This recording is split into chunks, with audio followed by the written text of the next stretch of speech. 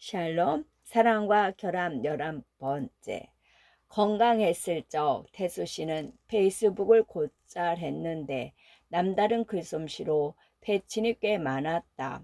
패친들은 태수 씨에게 감자며 옥수수 따위를 보내주었고 세탁소를 한다는 어떤 패친은 손님들이 찾으러 오지 않는 옷을 여러 벌 챙겨 보내주기도 했다.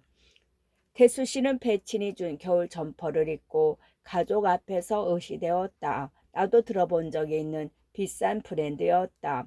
태수 씨는 세탁소 배친과 술도 마고 노래방도 다녔다.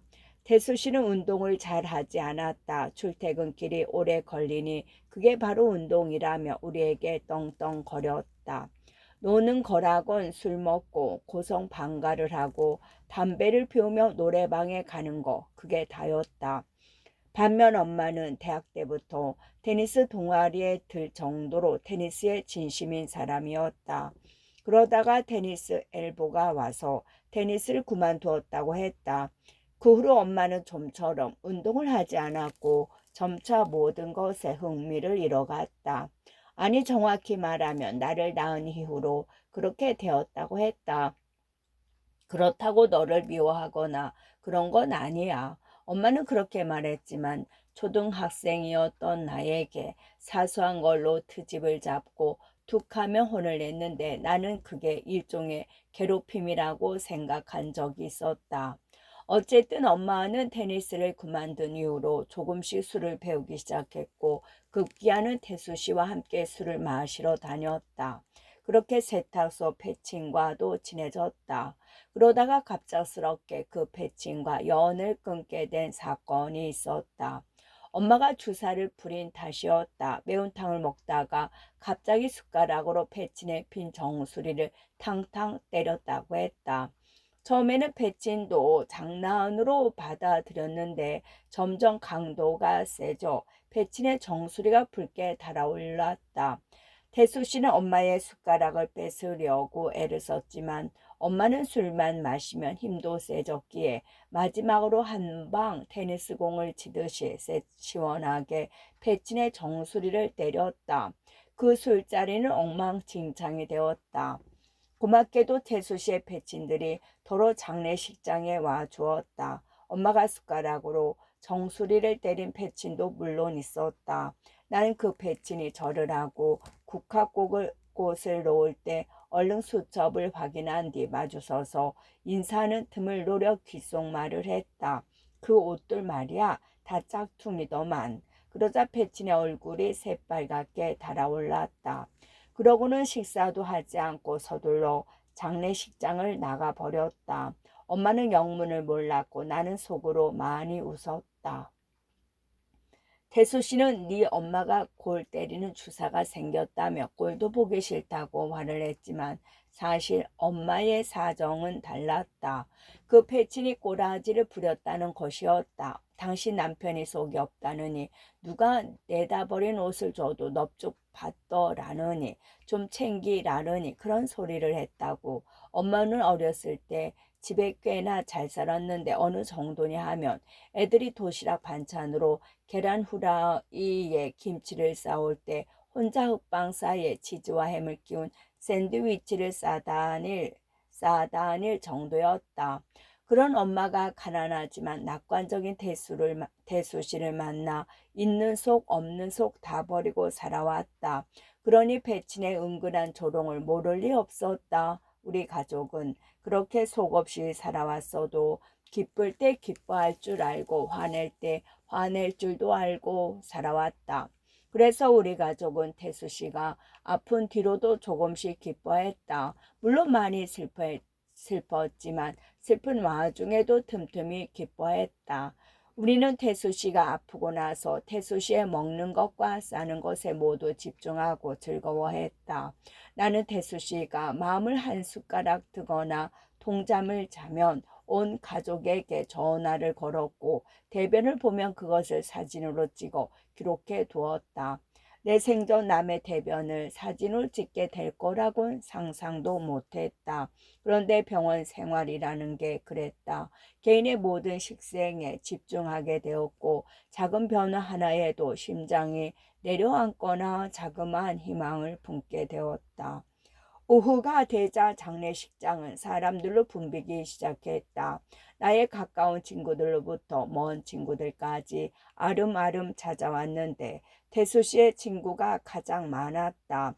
나는 몽롱한 정신으로 조문객을 맞이했고 수첩을 펼친 뒤 SNS나 사진 등을 통해 알아둔 얼굴을 매치시켜 태수 씨의 말을 전해주었다.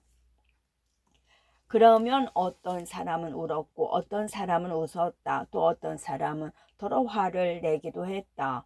그럴 때마다 엄마는 영문을 모른 채 내가 들고 있는 수첩을 뺏으려 들었지만 나는 결코 내어주지 않았다. 몇몇 노인은 완장을 찬 내게 태수 씨가 아들이 없어 안타깝다는 소리를 했다. 그러면 나는 그렇게 안타까울 일은 아니에요 라고 맞받아쳤다. 그러면 엄마가 하지 말라고 그러지 말라고 손을 내저었다. 나는 애도하러 와서 굳이 그런 말까지 하는 사람들이 더욱 이해되지 않았다. 사촌 동생이 남자라는 이유로 상주 노릇을 해야 한다는 것도 터무니없는 말이었다. 누구보다 태수 씨를 잘 알고 사랑했던 맏딸이 여기 있는데 하지만 사랑을 증명할 길은 달리 없었다. 누구의 사랑이 더 크다고 말할 수 있을 것인가? 우리는 한 트럭의 미움 속에서 미미한 사랑을 발견하고도 그것이 전부라고 말하는데 더군다나 나는 태수 씨를 사랑하고 있다는 걸 태수 씨가 아프고 난 다음에야 깨달았다. 휴대폰 알림이 울렸다. 모르는 번호로 문자가 와 있었다. 집 비번은 성식이 형이었다. 생전 친구가 워낙 많았던 태수 씨의 장례식장은 빈틈없이 꽉 채워져 있었다. 하지만 나를 통해 온 조문객은 몇 명 없었다. 친한 친구 몇 명만 종일 빈소를 지켜주었다. 소중한 이들에게나 잘하면 된다고 나름대로 담담히 받아들이려고 했지만 서운한 마음은 어쩔 수 없었다. 하지만 누구에게 서운해 한다는 말인가? 나는 대학 때부터 친구도 몇 명 없었고 회사도 퇴직금 받을 시기만 다가오면 그만두기 일쑤였다. 바로 직전까지 다니던 회사도 태수 씨를 간병하기 위해 그만뒀지만 겨우겨우 1년을 채운 뒤 나가는 꼴이 좋지 않기는 마찬가지였다. 그곳은 작은 중고거래 플랫폼 회사였는데 칸막이도 없는 널따란 공간에 사무실용 책상 30개가 다닥다닥 늘어서 있는 곳이었다. 휴게실도 없는 곳에서 나를 포함한 직원들은 점심때마다 온갖 음식 냄새를 풍기며 도시락을 먹었고 나머지 시간에는 일을 했다. 운영팀에 소속된 나는 주로 올라온 매물을 검수하는 일과 고객 관리 업무를 했다. 시간이 나면 몰래 데스크톱에 다운받아둔 전자책, 뷰어로 전자책을 읽었다. 일이 간단한 만큼 연봉도 매우 적었다. 나는 매일 6시만 되면 자리에서 일어나 퇴근했지만 개발팀은 그러지 못했다. 개발팀은 20대 중후반의 직원들이 대다수였고 막 IT 업계로 발을 들인 사람들이 많았다. 이곳을 발판 삼아 더 나은 곳으로 가기 위해 노력하는 사람들, 개발팀의 어떤 직원 중 하나가 이 회사의 운영팀이 고3녀들의 종착지라고 우스갯소리를 했다고 들었다. 그들이 말하는 고3녀란 고학력자 30대 여성의 줄임말이었다. 운영팀끼리 점심 회식을 하는 자리에서 그런 이야기가 나왔는데 나는 그 말이 어느 정도 일리가 있다고 생각한다며 넌지시 말을 보탰다. 그러자 분위기가 싸해졌다. 그러니까 어딜 가도 나는 그런 식이었던 것이다. 사람들은 각양각색으로 태수 씨의 죽음을 애도했다. 통곡을 하는 사람도 있었고 훌쩍이는 사람도 있었고 삼삼오오 모여 술을 마시며 즐거워하는 사람들도 있었다. 나는 슬퍼하는 쪽보다는 즐거워하는 쪽이 변했는데 우는 것이 너무 질려 버렸기 때문이었다. 우리 가족은 태수씨 없을 때 정말 많이도 울었지만 태수씨 앞에서는 함부로 울지 않았다. 그런 태수씨도 마찬가지였다. 태수씨는 항암 치료를 시작하면서 요양병원으로 거처를 옮겼다. 대학병원 병실은 자리가 없었기 때문이었다. 태수씨는 우리 형편이 1인실이 어렵고 2인실을 써야 한다는 걸 알았지만 병원장을 구워 삼아 1인실 값에 1인실을 얻어내고야 말았다. 태수씨는 그런 사람이었다. 나도 태수씨 같은 사람이 되고 싶었는데 언젠가 내가 그런 말을 한 적이 있었다. 태수씨는 요양병원 꼭대기층에 있는 정원이라고 불리는 정원 아닌 곳을 좋아했다. 그곳에는 비싼 안마 의자가 있었고 족욕을 하는 공간도 따로 있었다. 태수씨를 휠체어에 태워 그곳으로 데려가면 태수씨는 담요를 두른 채 휠체어에 앉아 꾸벅꾸벅 졸았다. 그러면 나는 거기서 족욕도 하고 안마 의자에 누워 낮잠을 자기도 했다. 태수 씨는 그게 좋다고 했다. 내가 그러는 거, 족욕도 하고 낮잠도 자는 거, 사실 족욕이라고 하기에는 애매하게 미지근한 물밖에 나오지 않았지만 나는 미지근한 물에 오래도록 발을 담근 채 태수 씨에게 말을 걸었다. 나도 태수 씨 같은 사람이 되고 싶었는데 태수 씨는 내 말을 듣자마자 그러냐 했다. 그러더니 내가 어떤 사람인데 되물었다. 모든 일에 해방을 놓고야 마는 사람. 그렇게 말하자 태수 씨가 웃었다. 웃다가 허리가 아픈지 눈살을 찌푸렸다. 나는 그때 태수 씨에게 고 삼녀의 뜻을 알려주며 내가 그런 말을 들었다고 했다. 그러자 태수 씨는 잠자코 이야기를 듣더니 고개를 들었다. 그리고 눈을 동그랗게 뜬 채로 물었다. 네가 벌써 30이니? 응, 태수씨. 나 30이야. 많이도 먹었다. 그러게. 근데 말이야, 나이라는 게 사람을 주저하게도 만들지만 뭘 하게도 만들어. 그 사람들이 뭘 모르고 하는 말이야. 아빠는 아이고 내 나이가 40이네 하면서 조금 어른스러워졌고 아이고 내 나이가 50이네 하면서 조금 의젓해졌어. 그런데 그거 알아? 나는 태수 씨가 운 걸 딱 한 번 본 적 있어. 언제? 노무현 전 대통령 추모제 때 그때 태수 씨가 국가꽃을 놓으면서 하염없이 울었어. 나 꽤 어렸을 땐데 그래서 되게 무서웠어. 그러자 태수 씨가 희미하게 웃었다. 정말 열렬히 사랑했던 사람이었거든. 태수 씨는 그렇게 말하더니 잠자코 있다가 내게 거울을 보여달라고 했다. 나는 가지고 있는 거울이 없어 휴대폰 전면 카메라를 켜서 태수 씨에게 보여주었다. 그러나 태수 씨가 머리를 이리저리 비춰보더니 인상을 잔뜩 찌푸린 채 눈물을 흘렸다. 아빠 왜 그래? 무서워서 그래. 뭐가? 있잖아, 수민아.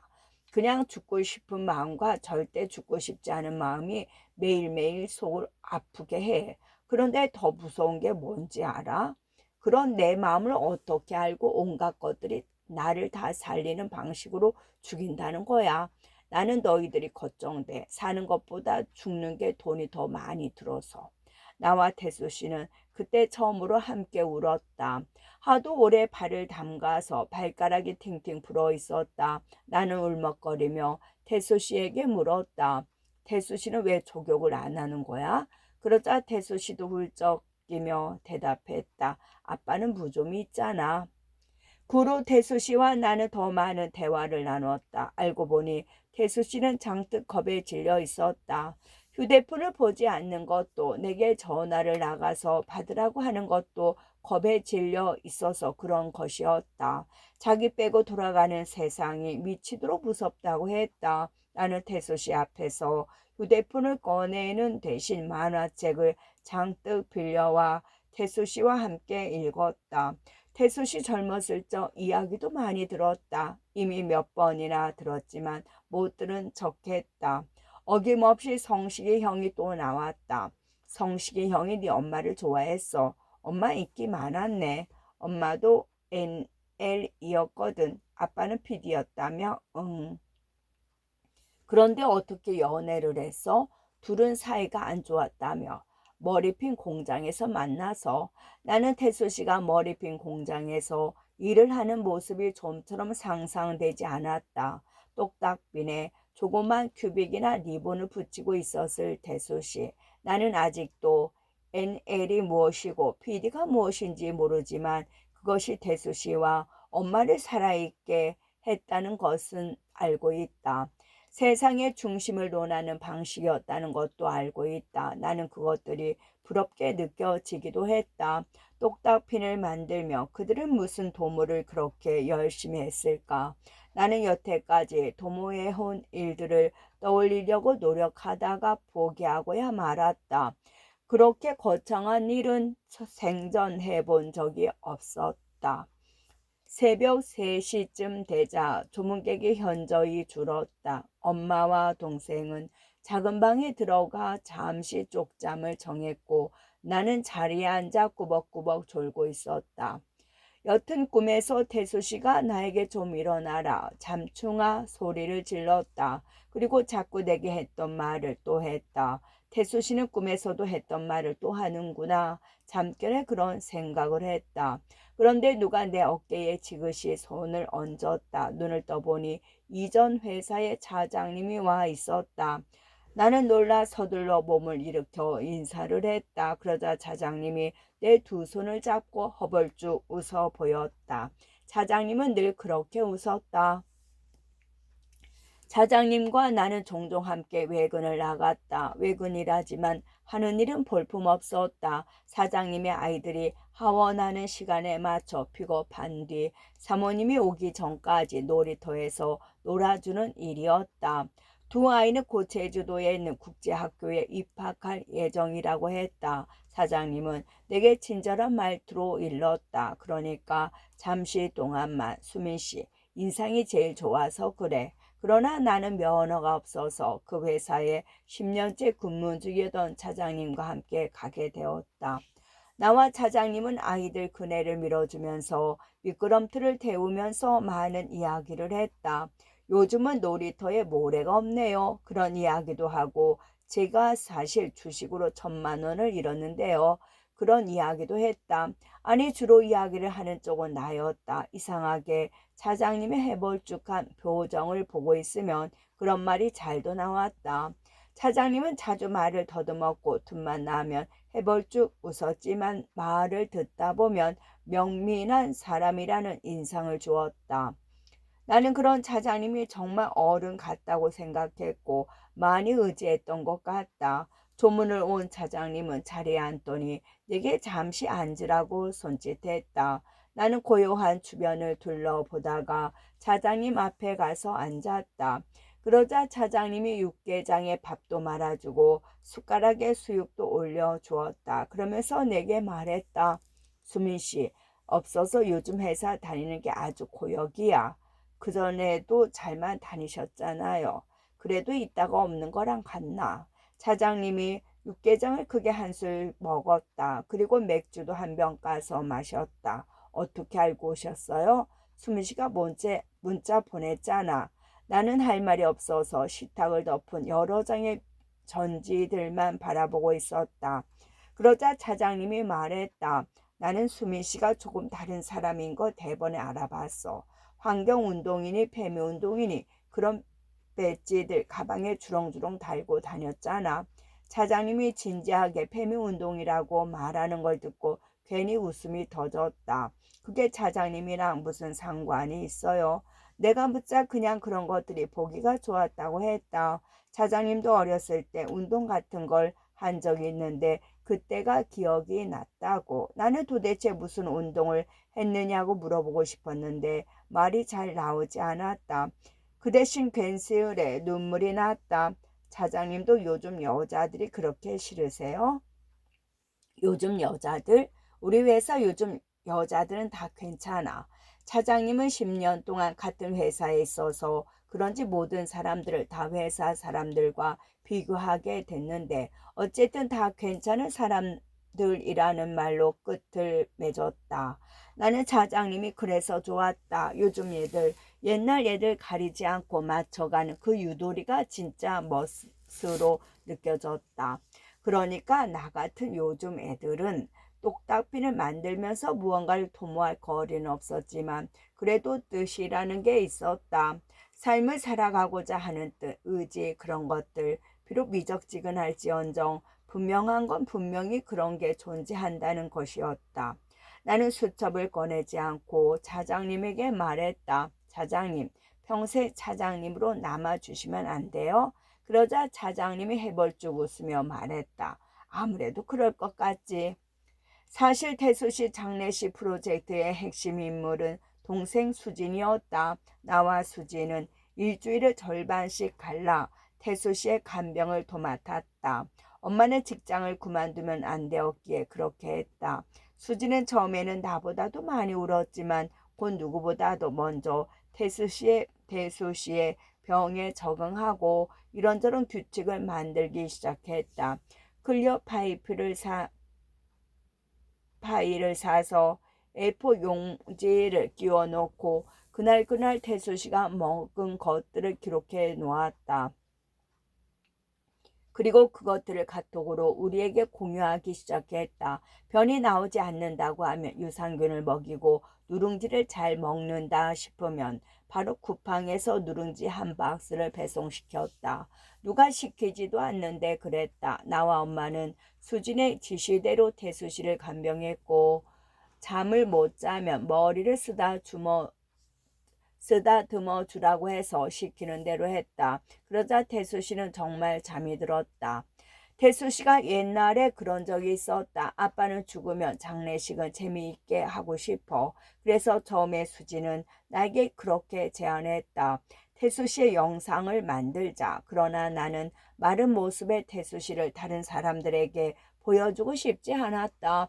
그런 태수 씨도 원하지 않을 거라고. 그건 우리 입장일 뿐이라고 딱 잘라 말했다. 그러자 수진이 태수 씨에게 직접 물어본 것이다. 나는 처음에 그 사실을 알고 화를 냈지만 막상 직접 만난 태수 씨는 묘한 활력에 들떠 있었다. 나와 수지는 교대하기 전 1시간 정도 시간을 내어 태수 씨의 이야기를 들었다. 돈을 갚지 않고 러시아로 떠나버린 성식의 형에 대해서, 자신이 수배당했을 때 재워준 민재 형에 대해서, 내 돌잔치 때 2돈이나 되는 금반지를 해준 의식의 형에 대해서 나와 수지는 그것을 음성 메모로 기록하고 수기로 적으면서 태수 씨가 영상으로 전하는 대신 우리가 그들에게 해줄 한마디를 함께 고민했다. 그러다가 상주 이야기가 나왔고 태수 씨는 내가 상주를 할 수 없는 제도가 몹시 못마땅하다고 했다. 내가 하면 되지 상주. 그게 그렇게 되나? 요즘 여자들은 다 해. 내가 태수 씨를 째려보듯 말하자 태수 씨가 와하하 웃으며 내게 속이 좁다고 했다. 나는 혹여 태수 씨의 아쉬운 소리가 남들에게 농담처럼 들릴까 걱정되었다. 그래서 태수 씨가 고통에 몸부림칠 때도 녹음기를 켜두고 태수 씨의 손을 잡고 몇 번이나 물었다. 태수 씨, 내가 상주지? 응, 내가 상주야. 응, 누가? 수민이가, 우리 수민이가. 우리는 그렇게 태수 씨의 죽음에 관해 우스갯소리를 하고 이것저것 계획하며 삶을 영위해 나갔다.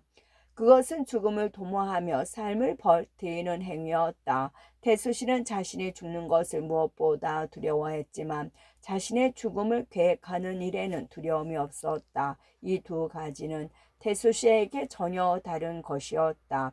그렇게 태수 씨는 나와 수진에게 자신의 장례식에 관한 계획 하나를 털어놓게 된 것이었다. 사실은 말이야, 아빠도 좀 이상한 거 아는데 유자가 내 장례식에 와줬으면 좋겠다. 장례식 마지막 날이 됐다. 발인을 하기 2시간 전이었다. 조문객 몇몇이 여전히 장례식장을 방문했고 나는 거의 먹지도 자지도 못해 정신이 혼미할 지경에 이르렀다.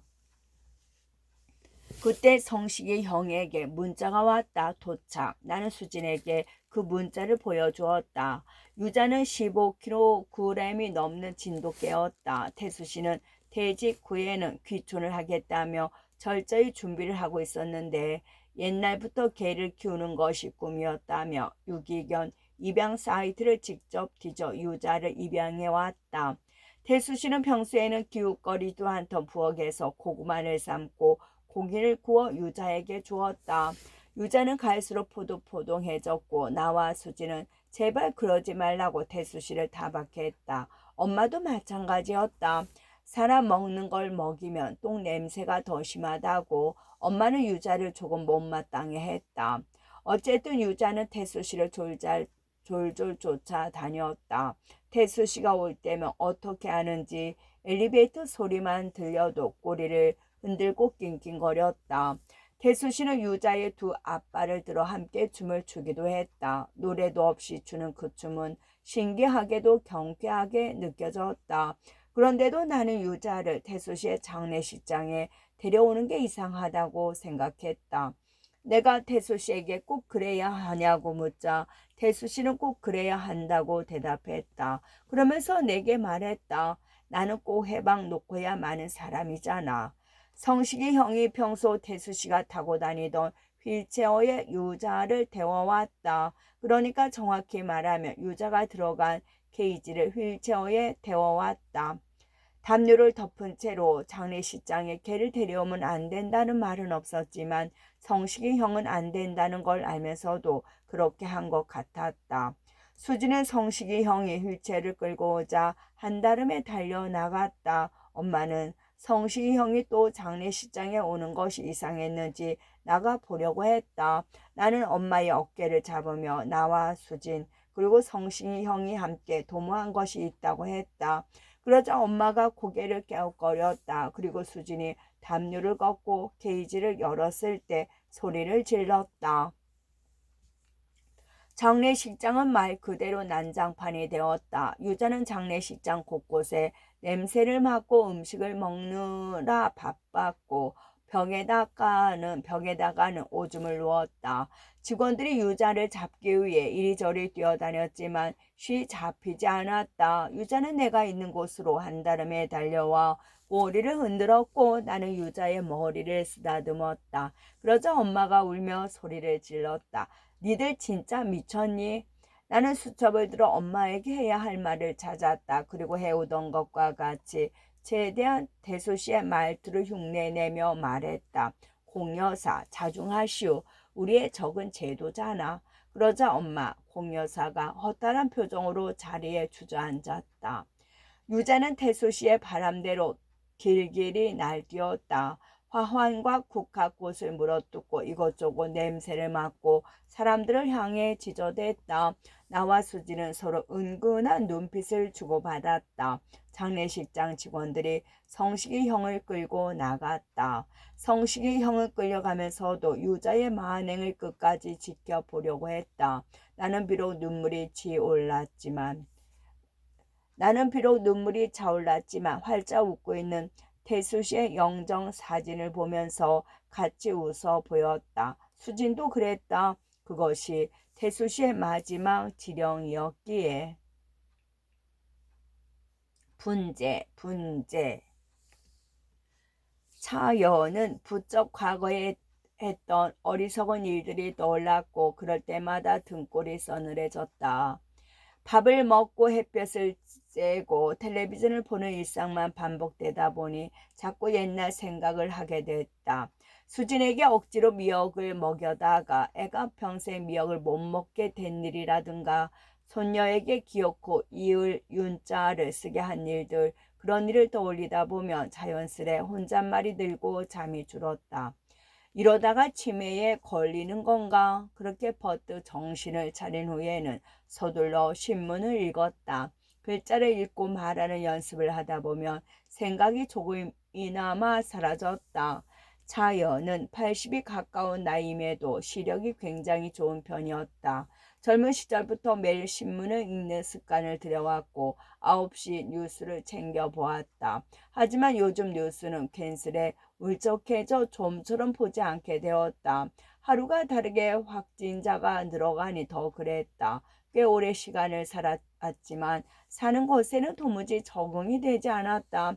자연은 자신이 살고 있는 곳과 똑같이 생긴 앞동 오래된 복도시 아파트를 바라보며 그래도 더 건강해져야겠다고 다짐했다.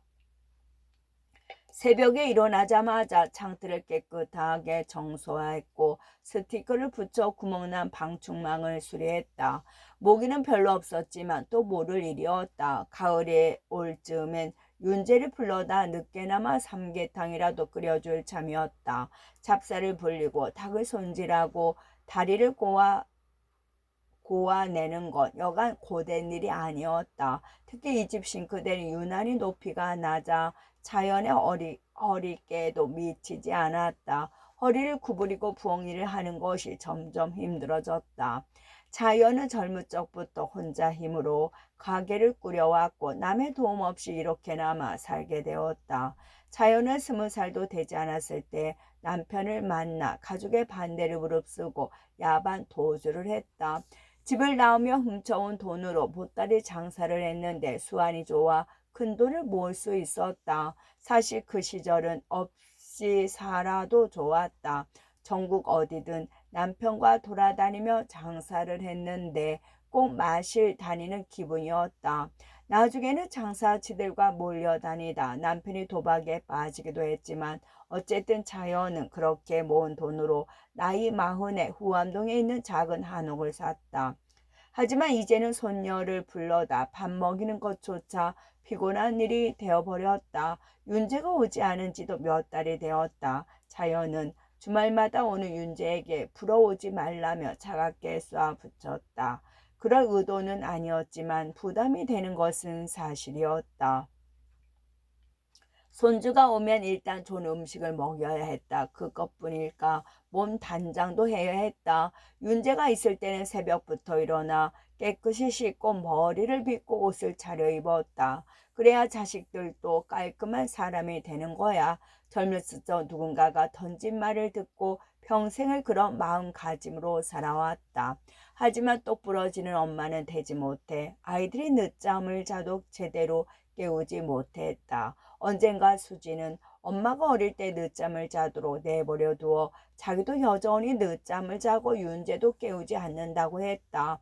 너는 다 큰애가 아직도 늦잠을 자니? 자연은 그렇게 말해 놓고도 속으로 한참을 씩씩거렸다. 수지를 볼 때마다 아직도 살아가는 게 엉성해 보였다. 자연은 그 엉성함이 꼭 자기 탓인 것 같았다. 자신조차 일상의 많은 일에 어딘지 어설퍼졌으니까 자연의 삶은 헛것을 고쳐내는 일의 연속이었다. 들뜬 타일에 접착제를 바르거나 터진 호스를 갈아 끼우는 일들, 그런 자질구레한 기술들은 전부 한옥에 살면서 익혀나갔다. 묵직한 대문 하나를 닦는 것도 경첩되는 일부터 시작해야 했으니까. 남편은 살림에 전혀 관심이 없었고 그때 마침 친구의 권유로 관광 사업을 시작해 자주 해외에 있었다. 자연은 남편이 죽고 나서 옷가지들을 전부 처분했지만 남편이 이국에서 사온 여러 기념품은 아직까지도 진열장에 고이 모셔두었다. 집안일을 다 끝낸 뒤에는 화분을 돌보았다. 제라늄과 전냥금, 은행나무에 차례로 물을 주고 야자류는 잎만 닦아주었다. 무화과 나무는 분갈이를 하지 얼마 되지 않아 내버려 두었다. 아직 꺾고지를 한 지 3년이 채 되지 않은 나무로 밖에 내놓고 키우다가 큰맘 먹고 다시 데려온 것이었다. 사실 아파트 화단에 2그루를 심어 두었는데 얼마 전 누군가 나무 하나를 훔쳐가 버렸다. 자연은 새벽에 운동 겸 나왔다가 엉망이 된 무화과 나무의 빈자리를 발견하고 속이 상해 다시 집으로 돌아왔다. 가져가려면 다 가져가지 똑같이 정을 주던 것을 하나만 남겨두고 자연은 남은 한 그루도 그냥 잃어버린 셈 치려고 했지만 자꾸 그 작은 나무가 눈에 밟혔다. 결국 며칠 뒤 동듯 트지 않은 새벽 아침에 쫓기듯 삽을 가지고 나왔고 경비 아저씨의 도움으로 나무를 옮겨 심은 묵직한 화분을 가져올 수 있었다. 이것도 나무라고 벌써 열매를 맺네. 아기 손바닥 같은 잎사귀들 사이로 작은 무화과가 맺혀 있었다. 차연은 크게 웃겨서 요리조리 둘러보고 낄낄거렸다. 그렇게 한참 시간을 보내다가 수진에게 전화가 와서야 늦었다는 걸 깨달았다. 어머, 몇 시니? 빨리 가. 일찍 안 가면 오래 기다린대. 너는 언제라고? 몰라. 우린 시골이라 괜찮아. 진짜 나 안 가도 돼? 오늘은 누가 오는 게 더 무서워. 차이는 전화를 끊고 서둘러 모자를 썼다. 이제 마지막이다. 마지막 접종만 맞으면 모든 게 끝날 것이다. 종종 가던 노래 교실도 못 간 지 1년이 되었다. 성당도 가지 못해 이틀에 한 번씩 대모님과 통화하는 게 전부였다. 가을이 오면 윤재를 불러 마시는 것도 해주고 화투도 치고 그러자. 휴대폰도 고쳐달라고 해야지. 그렇게 생각하니 발걸음이 조금 가벼워졌다. 이런 식으로 사는 걸 버텨왔지 싶었다. 내일과 내일 모레의 일을 생각하며 이것도 하고 저것도 하고 그러다 보니 저절로 사라졌지. 윤재는 빈집에 도착하자마자 포장해온 콩나물 국밥을 먹었다. 혼자 할머니 댁에 일주일간 머무르며 집으로 오는 사람들을 맞이하기로 했다. 할머니 짐도 천천히 정리해 내놓을 것은 내놓고 가져올 것은 가져오고 엄마는 지친 목소리로 그렇게 말했다. 사실 윤재는 엄마가 모든 짐을 내놓고 싶어 한다는 것을 알았다. 할머니도 오시면서 아끼던 가구를 전부 버렸다. 할아버지의 짐을 정리했더니 12자나 되는 자개 장롱이 텅 비어 버렸다고. 텅 빈 수납 공간을 볼 때마다 견딜 수 없는 기분이 된다고 할머니는 말했다. 윤재는 그 커다란 12자 장롱이 무엇으로 채워져 있었을지 가늠도 되지 않았다. 어쨌든 할머니는 자개로 된 장롱과 식탁을 죄다 버리고 나서 이 집으로 이사했다. 이부 자리는 깔끔하게 정돈되어 있었다. 엄마가 말하길 할머니는 발코니에 쓰러져 있었다고 했다. 사절지 도화지 크기로 접은 신문이 쓰러진 할머니 옆에 있었다고. 할머니는 늘 방보다 발코니에서 많은 시간을 보냈다. 주로 그곳에서 신문을 읽거나 식물을 가꿨다. 윤재는 안방 이불을 걷어 세탁기에 쑤셔 넣었다. 신문은 총 몇 번 접을 수 있을까? 학원 아이들과 종종 실험하던 문제였다. 아이들은 작은 손가락을 꼬물거리며 신문을 최대한 작고 두꺼운 모양으로 만들기 위해 최선을 다했다. 그러면 윤재는 그 손바닥만해진 신문을 들여보이면서 도형 단원의 진도를 나갔다. 질문을 하며 열정적으로 답을 만들어내는 아이들의 모습이 보기 좋았다. 하기 싫으면 싫은 티를 내거나 아예 손을 놓는 아이들도 있었다. 보통 그런 아이들은 그냥 하기 싫어서 그런 것이 아니었다. 대개 정답을 맞히지 못할 거라는 두려움을 이기지 못해서 하지 않을 뿐이었다. 그것 또한 나름의 최선이라는 걸 알기에 미워 보이지 않았다. 학교를 졸업하고 끝.